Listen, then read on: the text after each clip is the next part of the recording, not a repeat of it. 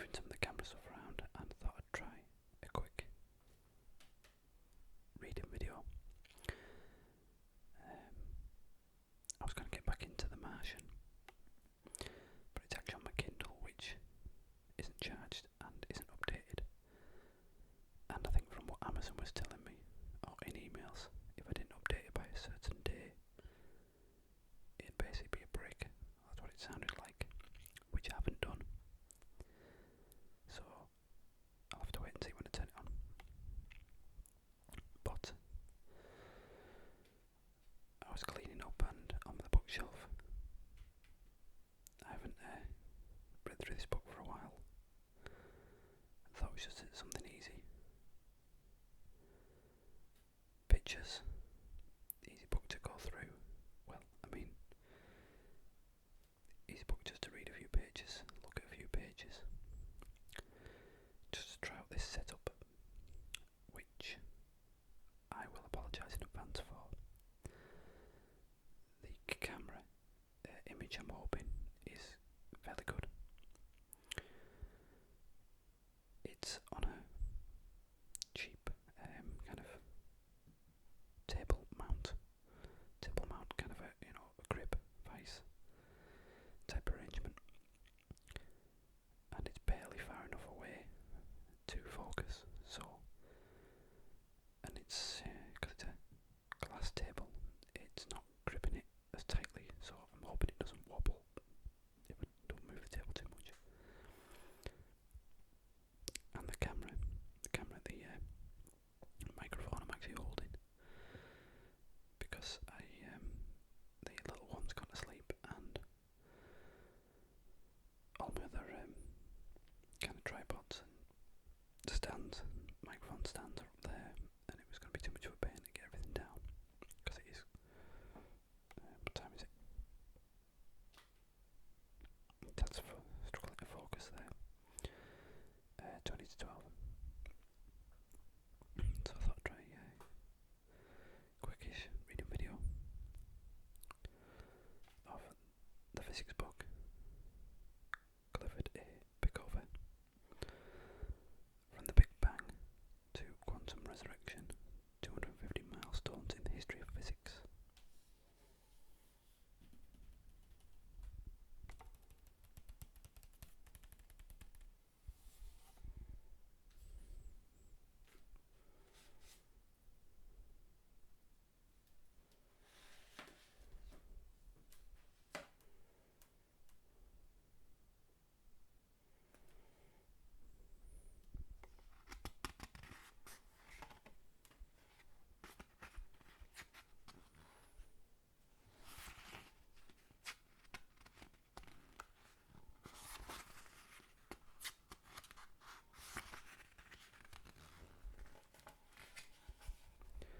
Maybe a bit of a pain as I'm holding the microphone with one hand and trying to turn the pages and not rock the table with the other. So the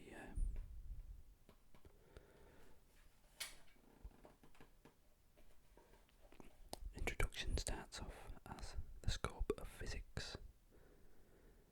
As the island of knowledge grows, the surface that makes contact with mystery expands. When major theories are overturned, what we thought was certain knowledge gives way, and knowledge touches upon mystery differently.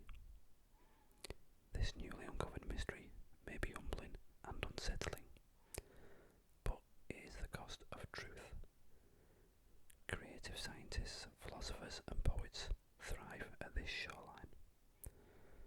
W. Mark Richardson, A Skeptic's Sense of Wonder. The American Physical Society, today's leading professional organisation of physicists, was founded in 1899.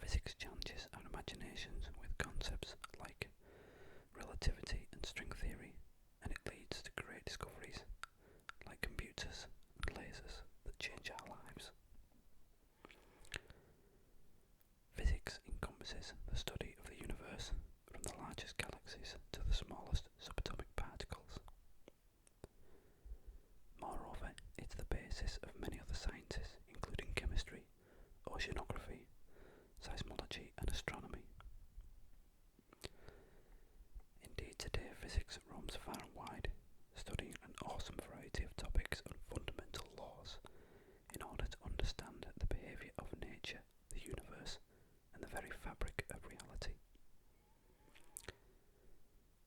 Physics ponders multiple dimensions, parallel universes, and the possibilities of wormholes connecting different regions of space and time. As suggested by the American Physical Society, the discoveries of physicists often lead to new technologies and even change our philosophies and the way we look at the world. For example, many scientists, the Heisenberg uncertainty principle, asserts that the physical universe literally does not exist in its deterministic form, but is rather a mysterious collection of probabilities.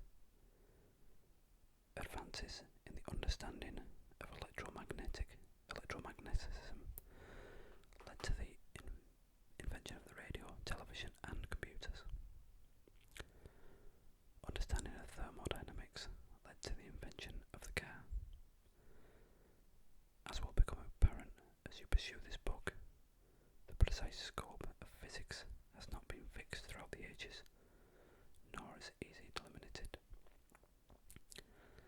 I've taken a rather wide view and have included topics that touch on engineering and applied physics, advances in our understanding of astronomical objects, and even a few topics that are quite philosophical. Despite this large scope, most areas of physics have in common a strong reliance on mathematical tools to aid scientists in their understandings, experiments, and predictions about the natural world. Albert Einstein once suggested that the most incomprehensible thing about the world is that it is comprehensible. Indeed, we appear to live in a cosmos that can be described or approximated by compact mathematical expressions and physical laws. However, beyond discovering these laws of nature, physicists often delve into some of the most profound and mind-boggling concepts that humans have ever contemplated. Topics ranging from relativity and quantum mechanics to string theory of the nature of the Big Bang.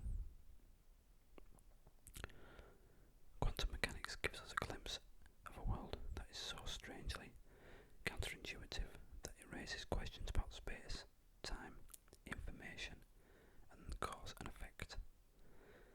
However, despite the mysterious implications of quantum mechanics, this field of study is applied in numerous fields and in technology that include the laser, the transistor, the microchip, and magnetic resonance imaging. This book is also about the people behind many of the great ideas of physics. Physics is the foundation of modern science, and it's fascinated men and women for centuries.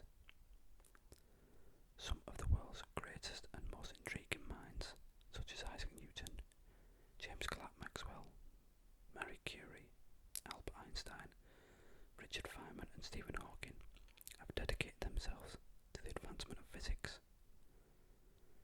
These individuals have helped change the way we look at the cosmos. Physics is among the most difficult of sciences. Our physics-centered description of the universe grows forever, but our brains and language skills remain entrenched. New kinds of physics are uncovered through time, but we need fresh ways to think and understand. When German theoretical physicist Werner Heisenberg worried that human beings might never truly understand atoms, Danish physicist Niels Bohr provided optimism.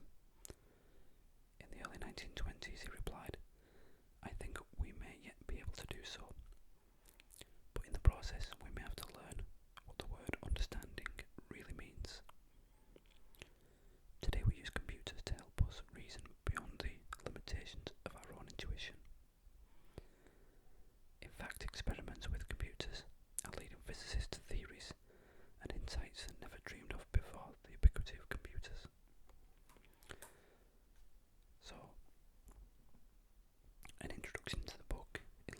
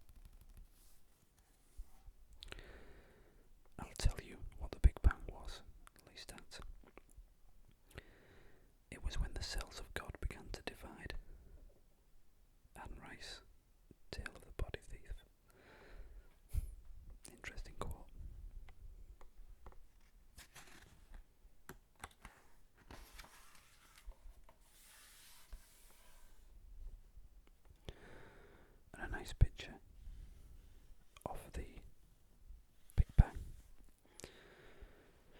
put in perspective, so to speak.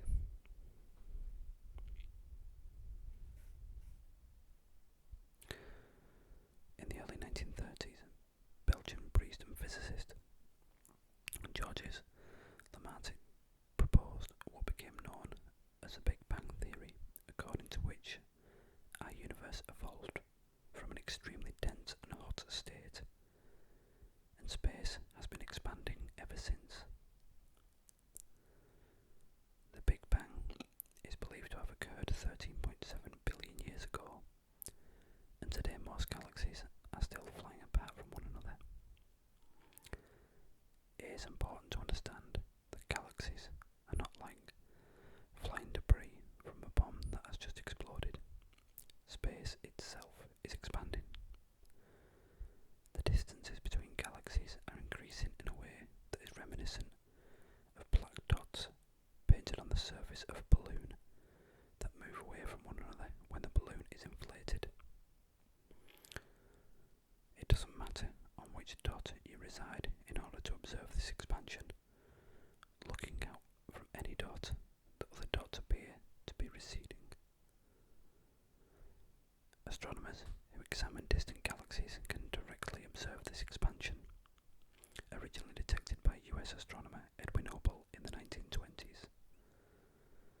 Fred Hoyle coined the term Big Bang during a 1949 radio broadcast.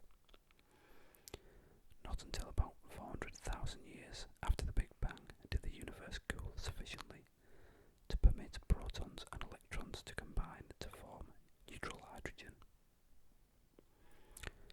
The Big Bang created helium nuclei and the light elements in the first few minutes of the universe's existence, providing some raw material for the first generation of stars.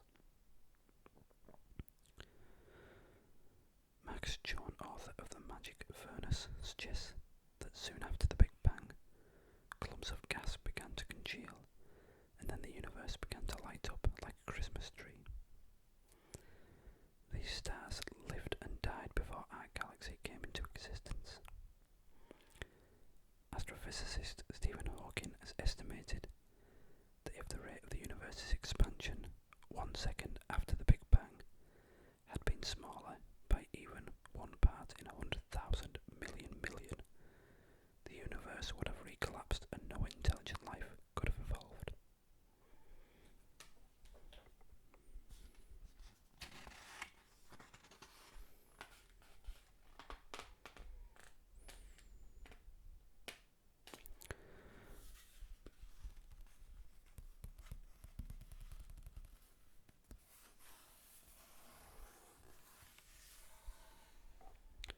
Another nice picture of the Crab Nebula.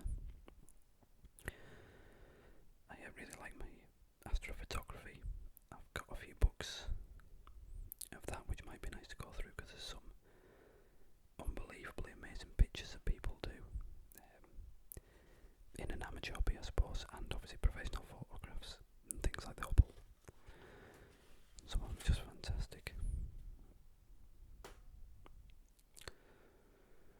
Prehistoric nuclear reactor.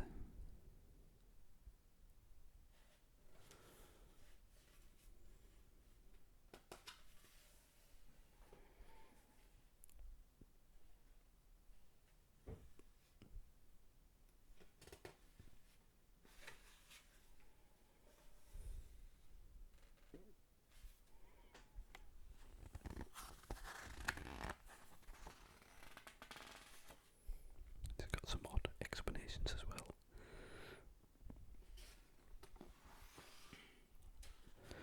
But obviously, I don't know if you could see, it's obviously done in a chronological order of events, almost.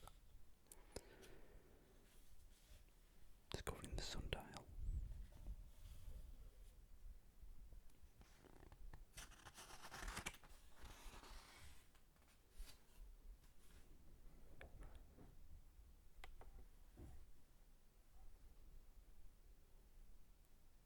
Kind of engineering discoveries.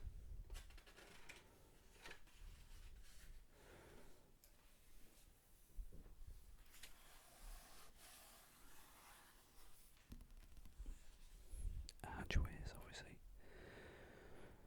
In architecture for a long time, this 1850 BC.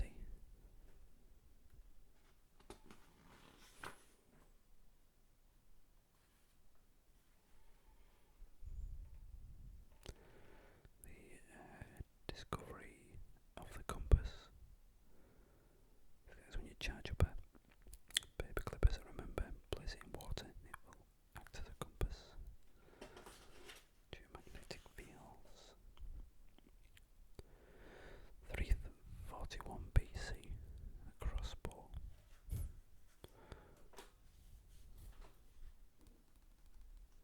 Looks like a hell of a crossbow, that really.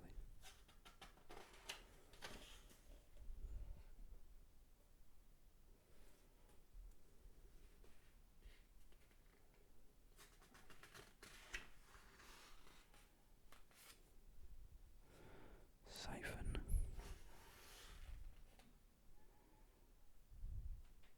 Archimedes' principle of buoyancy.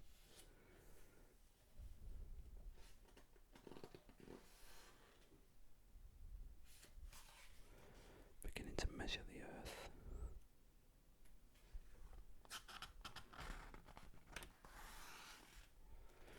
The pulley.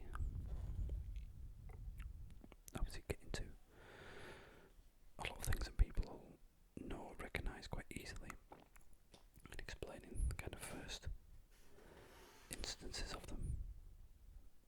Archimedes' burning mirror. I believe they did something like this on Mythbusters. Not on this scale, obviously, but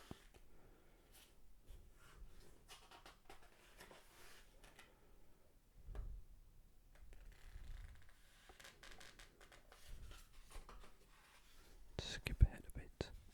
Hourglass, 1338.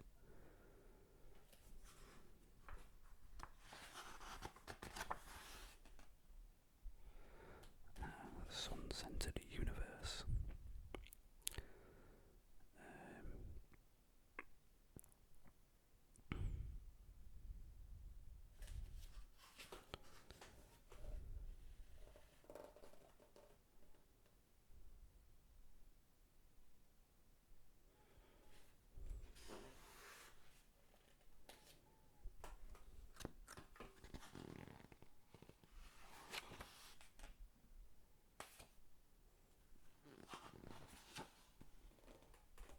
Acceleration of falling objects.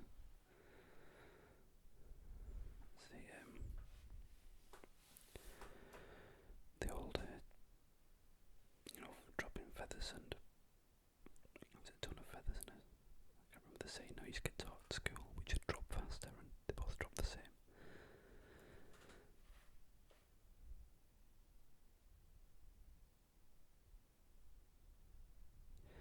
To appreciate the full nature of Galileo's discoveries, writes I. Bernard Cohen, we must understand the importance of abstract thinking,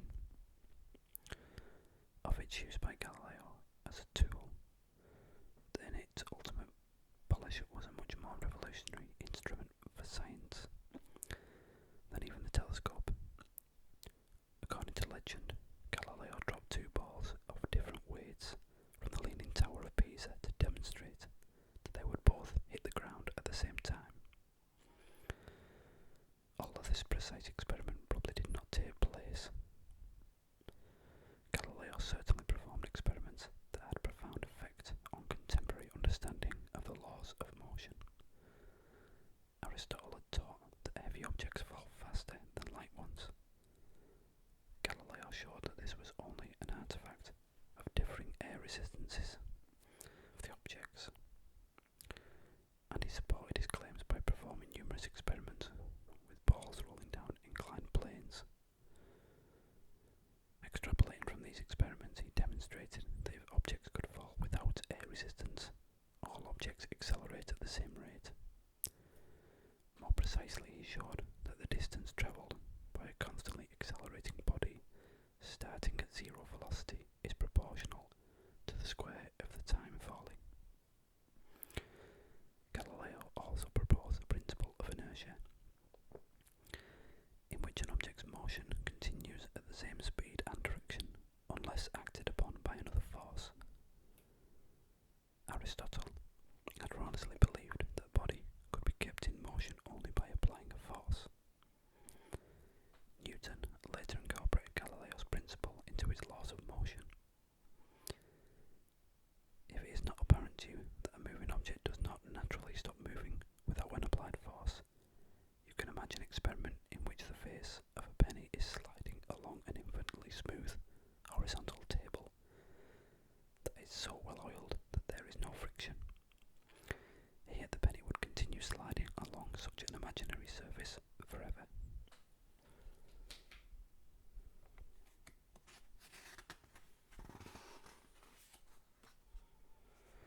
Conservation of momentum. When are we at now? 1644.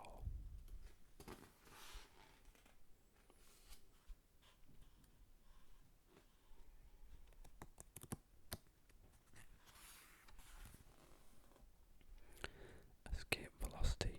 I'm guessing that's Sputnik. Where are we at?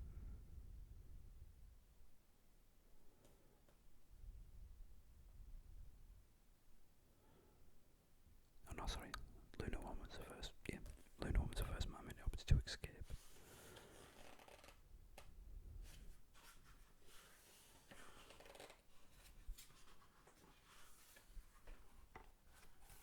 Some weird and wonderful things that come in.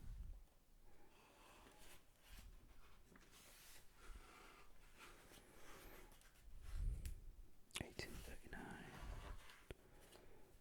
Thermodynamics, moving on. Maxwell's equations.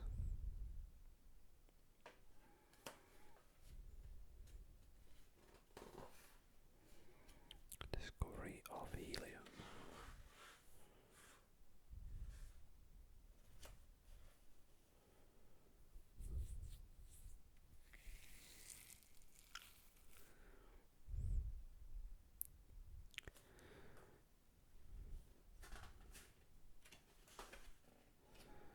Birth of the kilogram. Birth of the meter.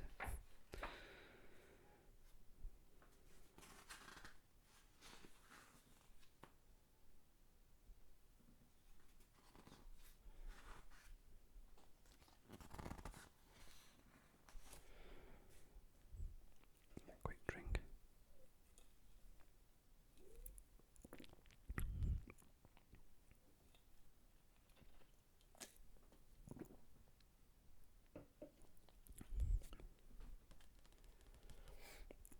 An instrument I'm familiar with. Not as old as these now, but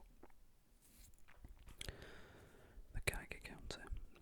During the Cold War in the 1950s, American contractors offered deluxe backyard fallout shelters equipped with bunk beds, a telephone, and a Geiger counter for detecting radiation. Science fiction movies of the era featured huge radiation-created monsters and ominously clicking Geiger counters. Since the early 1900s, scientists have sought technologies for detecting radioactivity, which is caused by particles emitted from unstable atomic nuclei. One of the most important detection devices was the Geiger counter, first developed by Hans Geiger in 1908 and subsequently improved by the Geiger and Walter Muller in 1928.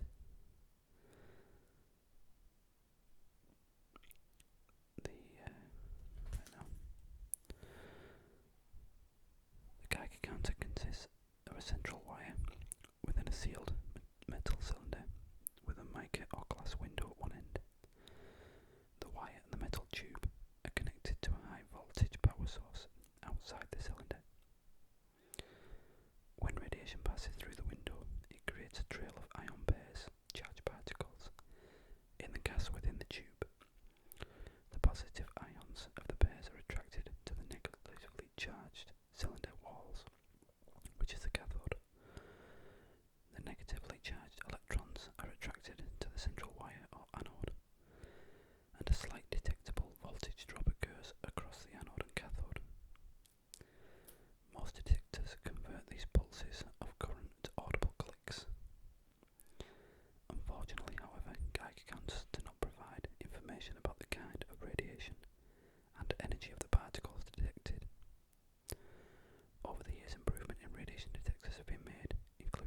polarization counters and proportional counters that can be used to identify the kind of radiation impinging on the device. With the presence of boron trifluoride gas in the cylinder, the Geiger-Müller counter can also be modified so that it is sensitive to non-ionizing radiation such as neutrons. The reaction of neutrons and boron nuclei generate alpha particles, positively charged helium nuclei, which are detected like other positively charged particles. Geiger counters are inexpensive, portable and sturdy. They are frequently used in geophysics, nuclear physics and medical therapies, as well as in settings in which potential radiation leaks can occur. A bit more digitised nowadays, but same principle, really. Cosmic rays.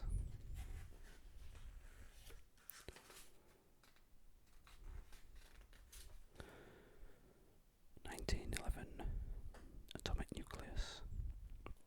Today we know the atomic nucleus, which consists of protons and neutrons, is a very dense region at the centre of an atom. However, in the first decade of the 1900s, scientists were unaware of the nucleus. This model was utterly destroyed when Ernest Rutherford and his colleagues discovered the nucleus after they fired a beam of alpha particles at a thin sheet of gold foil. Most of the alpha particles, which we know today as helium nuclei, went through the foil, but a few bounced straight back. Rutherford said later that this was quite the most incredible event that has ever happened to me. It was almost as incredible as if you fired a 15-inch shell at a piece of tissue paper and it came back and hit you. The cherry cake model of the atom, which was a metaphor for somewhat ununiform spread of density across the gold foil, could never account for this behaviour. Scientists would have observed the alpha particles slow down, perhaps like a bullet being fired through water. They did not expect the atom to have a hardened centre, like a pit in a beach. In 1911, Rutherford announced a model with which we are familiar today, an atom consisting of a positively charged nucleus encircled by electrons. Given the frequency of collisions with the nucleus, Rutherford could approximate the size of the nucleus with respect to the size of the atom. Author John Gribben writes that the nucleus has 100,000th of the diameter of the whole atom, equivalent to the size of a pinhead compared with the dome of St. Paul's Cathedral in London. And since everything on Earth is made of atoms, that means that your own body, the chair you sit on, are each made up of 1,000,000 billion times more empty space than solid matter.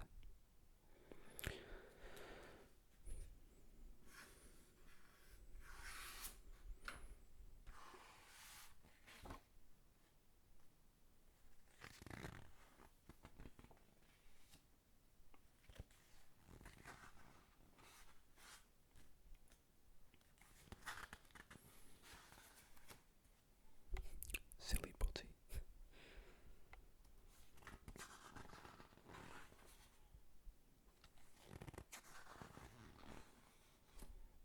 Dark side of the moon. Why we only see one side.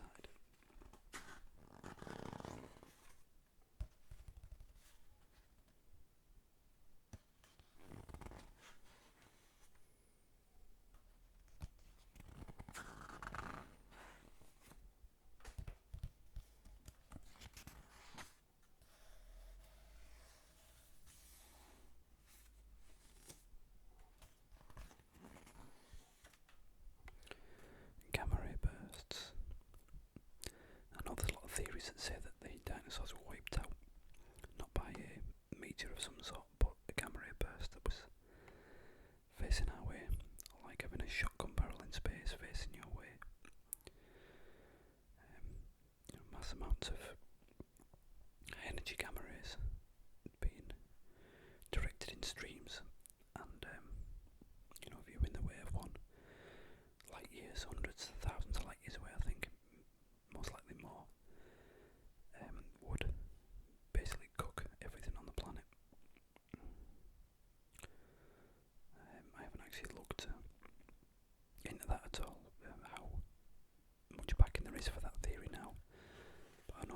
suggestion. Superlight particles, tachyons, quantum computers, probably getting ever closer to this possibility nowadays. I know China just came out with a new supercomputer that was, I don't know, was it 100 petaflops, something like that. Lots of computing power, getting ever closer to the holy grail of quantum computing. Even though that probably means the next step is Skynet, and then we're all doomed. But I'm sure we'll have some incredible gaming and internet time before that happens. Wormholes and time machines. I do like some of the pictures when they're kind of described like this, so you can actually see, visually as best you can, I suppose, in 3 dimensions. The older quickest way between 2 points is a straight line, folding space, and wormholes potentially being methods of travel and time travel. 1990, the Hubble Space Telescope still providing immense images and groundbreaking discoveries even now. I know it's been extended now for, was it 10 years or so, which is great. I'm sure it'll carry on doing amazing work.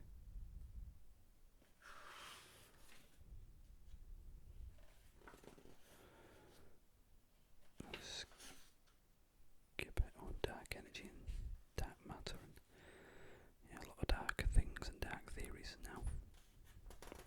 If we prove them, would be interesting. I'm guessing that's the LHC. Yeah, it is. Sorry. The Atlas detector. HARP. I don't know if anyone's ever looked into HARP.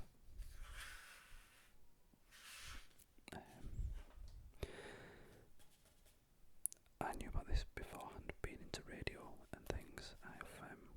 You can actually hear this on the frequency it transmits on. If you haven't heard it before, look it up. I'm not into. I find conspiracy theories and things interesting to read about, at least anyway, and some of the nonsense that comes with it, really. But then again, HARP is interesting, very interesting. It's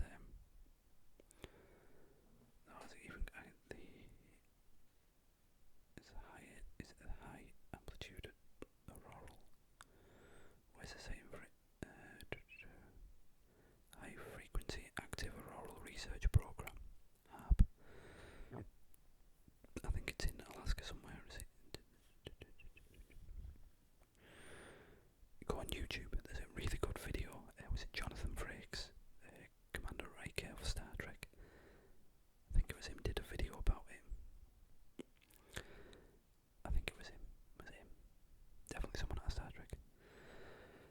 And basically, it's a big radio, a big kind of field of radio antennas, all pointing up, and they focus all that transmitted energy directly up into the atmosphere, into the ozone, and is it the troposphere? I'm gonna have to look here. Study of the ionosphere, sorry. The ionosphere, outermost layers. And I believe it was saying, which is what this was about, it was supposed to be for study of kind of transmissions to submarines, really, really low frequency to submarines, so they could almost bounce a signal, send a signal up, bounce it back down, and travel great distances through almost the ground, through the oceans, to communicate with submarines at really, really deep depths, so they don't have to surface. But I've heard all sorts of conspiracies that the frequency they transmit on is the same as human brain waves. It's supposed to be a way of brainwashing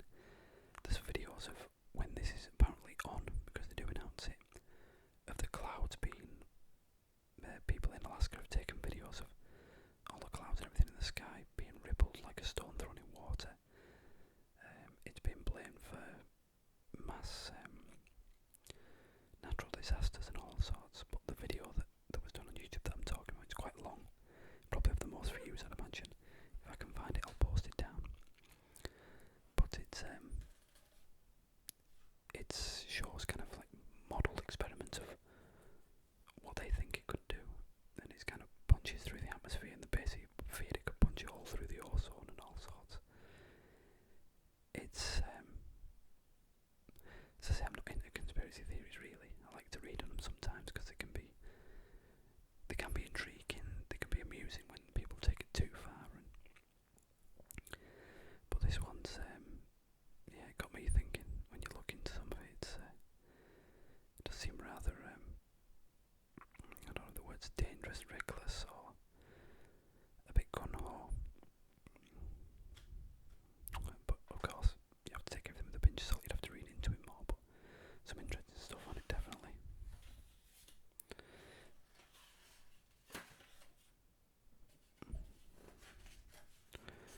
Just going to skip to the end now because we're running out of time. Quantum resurrection. Oh, that is the end. So we've got I think that's the big freeze where the universe will expand and we'll just all drift into nothing. Oh, the universe fades. Yeah, some will end in fire, some say it will end in ice. So either big freeze where we all expand apart to nothing, or a big crunch where we all come together in a big fire. But don't worry, apparently you can have quantum resurrection. So I'll leave it there for now. I didn't want to read through all of it because the camera had died halfway through there, unfortunately. I don't know why. I'm not sure it's set to a European setting I've seen before, set to a half-hour max before they cut off and you have to start again. It's still recording as far as I can tell. I really hope so because I'll be rather annoyed.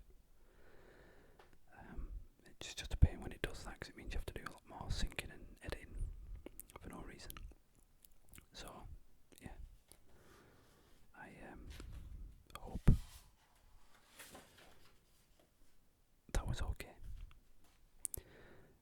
I will, if this works, okay, that is, and it turns out okay, I will do a proper reading. I think I'll go back to The Martian because I want to read that again myself. Or have a look for something else and do a full reading video rather than a skip through and all the rest of it. So, it's really warm in here because I've had the door shut, try to keep the sound in. But sooner I get everything sorted and get back into a room where it's a bit quieter. So for now I hope this is okay and it turns out okay. So thanks everybody for watching as always. And I hope everyone has an easy week.